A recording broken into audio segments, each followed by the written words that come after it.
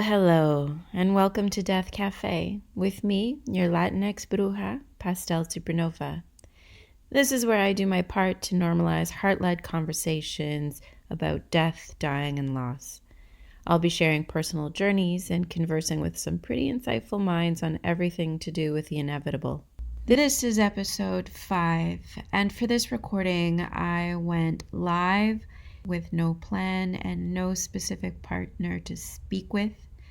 I just wanted to talk about death, dying, and loss, and what I got was a journey that went from unexpected questions into my practice, the conversation of spirituality and God and faith, and back to what makes a good death. It was quite a ride. Enjoy.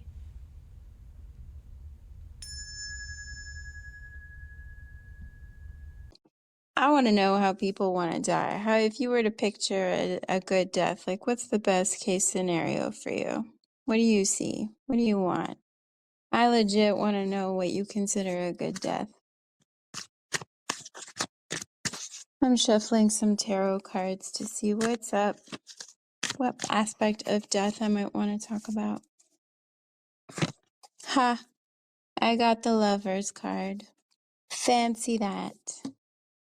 I think it's interesting that I pulled the Lover's card out of here because, it shows compassion and all the things that one should consider when being surrounded by the right people in death. But I instantly go to true crime and people who get murdered by their spouses or their lovers or exes. It's all very dramatic and it's all so petty when you think about it. But it's interesting that I went there.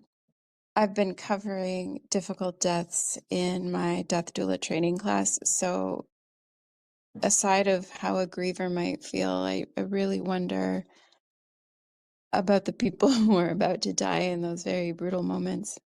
Oh, hey. I think that would be the number one way to die is on that television show, A Thousand Ways to Die. Do you know the number one? No, I don't. Tell me. I've never even heard of that show. I live under a rock. There was a show a while ago, not anything recently. I think this is when I was living in California. It was a show called A Thousand Ways to Die, maybe, I don't know, more than 15 years ago. And they started off some of the first programs with like number 582, 320, 67, all these. They never started off with like one, two, three. But anyway, the first way to die is the way that I would like to die. There was a Chinese or Japanese couple, and I guess they were virgins. They were very shy, and they finally got married, and they had sex, and they both came at the same time, and they died. Now, it could be a show, because they didn't give any names or where they got the articles from what I could remember. It was just a show. Who knows? Maybe that's not a way to die, if that's even possible. But anyway, that's one way to die. But enjoy your show. All right. Bye. Good night. When people tell me that they wish to die when they're coming, I always think about the other person because it's like, oh, okay, great, but what are you doing to that poor survivor who's got to think about those last moments? Did they notice? Didn't they notice? Did they feel guilt? It's just crazy. It's nuts. But two people at the same time checking out in a moment of climax, to me, sounds pretty magical. It sounds, I would consider it fated. Like that is intensity. If I went that way with my partner, that wouldn't be so bad. Would be very interesting for whoever finds us, though. I mean, what a scene. Okay, so Pastel, I just looked it up because I remember seeing it, and I don't want you to think I'm lying and just saying it just to be whatever. So, November 21, 1987 is when it happened in Tokyo, Japan, and I guess they're calling the act Itchy Bond or Oh Itchy no. Bond,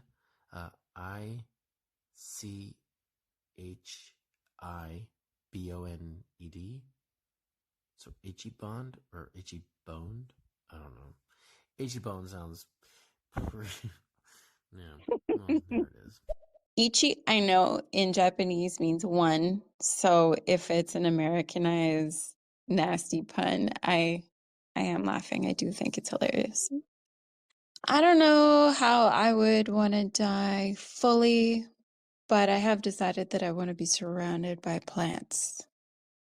Tons of plants. I want to be in almost like a greenhouse with a little bit more shade for my eyes if I'm dying. To be honest, I'm gonna need some snoozy time. But I hear ocean waves. I must be able to be near the sand. I instantly think of Spain, but maybe it's the south of France or Brazil, somewhere I haven't been yet. I'm not sure. We'll see. I don't think I would want everyone around me. I want to keep it private, keep it low key. And I think I would have whoever's watching over me leave me alone for periods of time so that if I die, I can die alone. I think it'll just be between me and spirit. Mm, and my cats. I need them to know that when I go, I'm actually gone. If they're gonna survive me, I don't want them to think that I've left them. It's an interesting question. Coming from my paradigm as a Orthodox Christian, I would say any type of death that glorifies God, whether it be, I go to sleep and wake up in the next realm in heaven, whether that be martyrdom. Um, However, it doesn't really phase me when, how, or why, because I already have victory over death. So it's not really a big thing for me, you know? I have follow-up questions. Victory over death, how? Have you experienced a near-death experience or emotionally, mentally, intellectually, spiritually? Are you just one with the knowledge of your beliefs and that makes you be victorious over death? This week I'm back to, feeling similar to you in that I know that I know that this is a moment in a very long existence in the soul's path, in the soul's journey. And in this world, I also see spirits, so I know it. Martyrdom too, though. You want to be a martyr? How so? Like, tell me, what would make it worth it? Or do you mean like in a heroic way, as in saving a life, like first responder style? If something happens and you're there, are you a first responder? I want to know about this victory over death.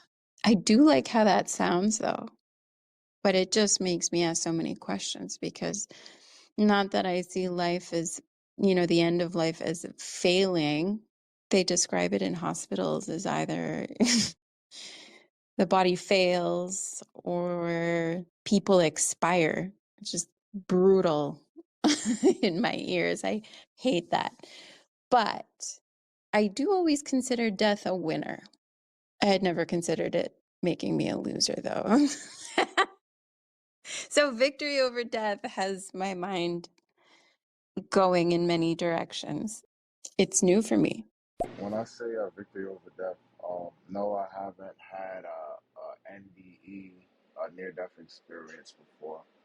Uh, I've been in situations where I've almost died. If that comes close to that, right, that gave me a different perspective on life. But when I say victory over death, I'm talking about my faith in Christ and his resurrection, right?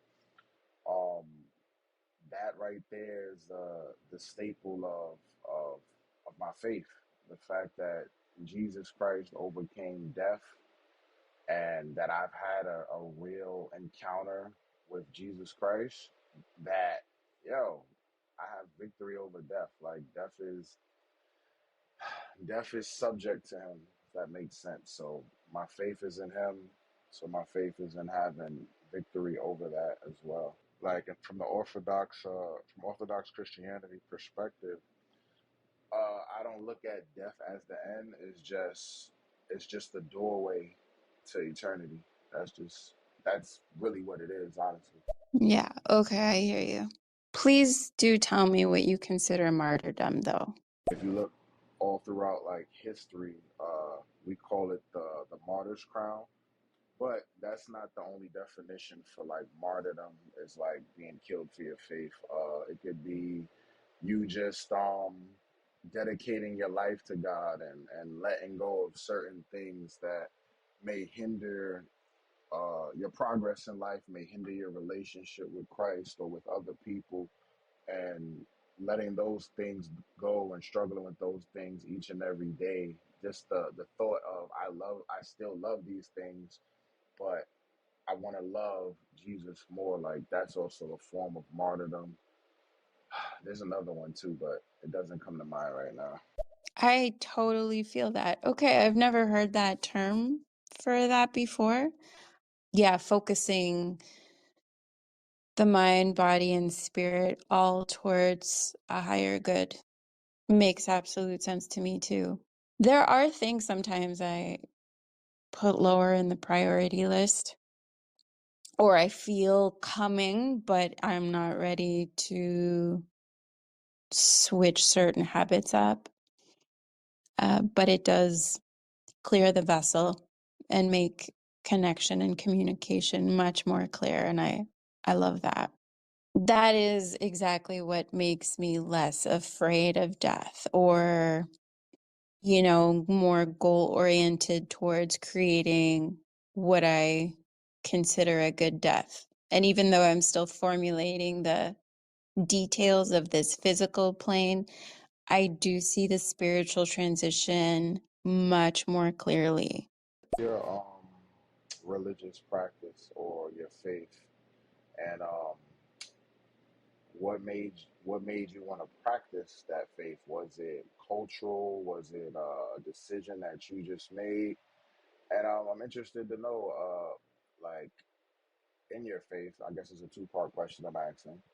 Um, like, what does your faith state that the purpose of life is, and like what happens after death? So yeah, I'm just interested to know. Let me know. Well, I came to it through calling, to be honest. My family on both sides were relaxed Catholics. We weren't super ceremonial. We didn't go to church, but both of my parents they kind of grew up in the church. Their families were much more religious. And my mother in Venezuela did a lot for the church with her sisters, cleaned it, volunteered, this and that.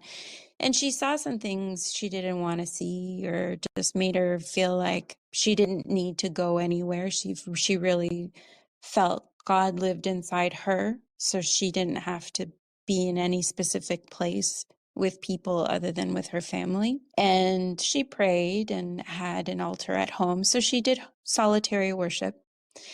And my father also came from a Catholic background in Spain, but he doesn't go to church. He's a private person in general. So I think it just suited them both to be relaxed in that way. And it didn't seem necessary to them to share the Bible specifically with me or my brother. But at a very young age, I started talking to God. So I remember these moments. I just remember, being at the dinner table, the last one to finish dinner. I couldn't leave the table until I did. And so everybody would go watch TV or do whatever they did after dinner. And I'd be stuck at the table. And I remember there was this chair that nobody ever used. And I would look at it and I would talk to it for hours. And my mother would come in and ask me, "Who are you talking to?" "God." "Oh, okay." And she observed this evolution of dreams I was getting. She was very psychic. She had premonitions all the time. It was in the family. I just came about it very naturally with curiosity in my conversations with God, you know. The conversation was kind of telepathic, if I'm going to describe it in any specific way. And then I was going to different houses, per se, to see if the message resonated. I was getting firsthand teachings, essentially. And I remember looking into Judaism and philosophy and I just, checking out other religions, and nothing was really landing. So I started to do more brujeria. Like I got into spell work, hoodoo, mainly, and I understand it's a closed practice and that's not okay, but I was a curious kid, and I was just looking for the stories that I was hearing, and eventually I found them. And I remember saying, like, "Oh shit, I already know this story. This is the story. These are the things I've been hearing. These are the images I've been getting. I know these deities." And so it's a polytheistic practice. I don't follow a specific religion. It turns out the more I did it and the more my mom observed, the more she would tell me, "Oh yeah, I used to do that," or "Your grandmother did that." And it was so clearly it was in my line. I was meant to follow these things. She didn't take me to them. She didn't resist when I asked questions. And then after she saw that I was serious, she started to share with me about all the things that she used to do and the types of healing that my grandmother did. We're all very like curanderismo, if I could use any specific word, which is just healer woman. And there are a lot of indigenous practices. My mother was indigenous, and it was very organic, and the purpose of it is just to find connectedness and love with people and animals, and all things are equal, and there's spirit everywhere. And what I call a radically honest path is the purpose, and in that creating a ripple effect and finding other people and creating a wider and wider web of unity, both in this life and beyond. And I love it. That's interesting. I don't think I've ever encountered somebody with your worldview, or maybe they've never like opened up about it, I guess, right? But I had a question. I thought that intrigued me. How did you know that that was God speaking to you? Like, what were you able to base it off of? Like, not just the subjective experience or the emotional experience. Like, was there anything you can prove that that was God talking to you, or anything that you could lean on and say, okay, yeah, this lines up with this?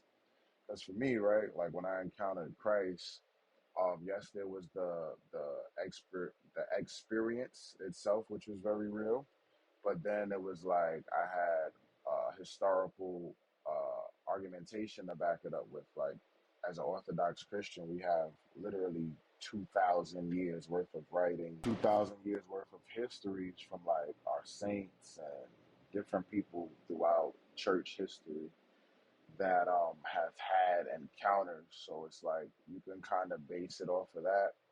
And also you have other things where it's not like well, at least I argue Eastern Orthodox Christianity. It's not a one person religion. You know what I mean? It's not like I can just have an encounter and that's it. Because we're all connected. So everything I do, whatever happens, whatever I say, it's gonna affect the entire. We call the church the body. So it's like it's people there that can confirm or affirm whether or not you're experiencing what you're experiencing or if it's emotional experience. And you have like the Bible and things like too. And we have like the full Bible. We don't have the 66 books as most Christians. So yeah, I'm just interested. Like, what were you able to base it off of to know that was? Ooh, that's so fascinating. Thanks for your share. Well, there was no doubt in my mind, but it's not so much that it appears, it's more like I tap into it. I feel like Creator is absolutely everywhere at all times, within you, within me, in the air, in the space. It's beyond human comprehension. So I don't have a physical image of it. I just know it's available if you tap in. And I tap in with prayer and I tap in with movement. But also sometimes it's like, hey, I want to talk. So it was an absolute knowing. And it has always guided me towards very good decisions, very mind opening thoughts. It makes me consider my path. Sometimes it questions me and it doesn't feel like self-doubt. It really is like the perspective of another. It provides dialogue and I can feel in a very subtle way the hugeness of its presence. It's almost like I can breathe it in. I feel it now. I never needed proof. What I wanted was like what you are getting in your body. I like that the congregation is called body, but within that is a witness. And I did have that. My mother witnessed everything. And that's what I thought was very amazing because she guided me towards something that she practiced and her mother practiced. My grandmother, I think, was very Catholic, but Catholicism that's practiced in Venezuela is very saint based, and the rituals are very similar to some of the indigenous practices that I had. And my mom, although she saw that my choices were different from hers, she never told me yes or no. She just wanted to make sure I wasn't in the presence of predators. She came and she observed. And once, like I said before, she saw that I was really investing myself in it and saw that it was not causing me harm and in fact was steering me in some positive directions. She started to share her experiences with me and how my grandmother cured her from so many near-death experiences and so on. Oh, that's interesting. That's really interesting. I think it's dope that, in a sense, that people have like different encounters, especially like here in America, right? Like when it comes to spirituality, a lot of people would say that the spirit realm doesn't exist, but clearly from your worldview, like you're having your spiritual experiences, and from my worldview as a Christian, I'm definitely having my spiritual experiences as well. My next question would be, because I know you said that your parents were Catholic, but they were like more like at home, and I would guess they would be Roman Catholics, if I'm not mistaken. Um, just growing up, like, have you ever thought about like Jesus Christ? Like, what are your thoughts on him? Do you think he's God? Do you think he was a man? Do you think he was crazy? Interested in knowing that. I am not sure about the Bible. I've never read it. Clearly don't abide by Christian rules. There's nothing wrong in preaching love, and the way he's described, again, I don't know how he's described in the Bible, but the way people describe Jesus sounds like a beautiful person. So I see him as a man. I see him as a pivotal, iconic, and profoundly spiritual man. So bruja, I know that means like witch in Spanish. I know Hmm. that out here where I'm based, I'm in New York. Like some of my friends that are consider themselves that they're part of Santeria, if I'm not mistaken, if that's what it's called. Is that the name of your religion, or is it something else? I'm not a santera. I have had orishas visit me. I don't follow religion, as in, I don't follow a set of rules. I really do a lot of goddess worship, though. And so when I worship goddesses, I don't mean to sound like I just jump from one to the other, but I have always been receiving visitations. And my journey has always demanded that I tell stories. I'm supposed to keep names alive. I know that part of my spiritual duty is to share the love and the connectivity through storytelling. And so the deities that come to me, tell me their story, and through art, usually through art, I share those stories. I retell those stories. I bring their names back into the mouths of people that may have not spoken them or may have never heard of them, never said them, specifically to share their message.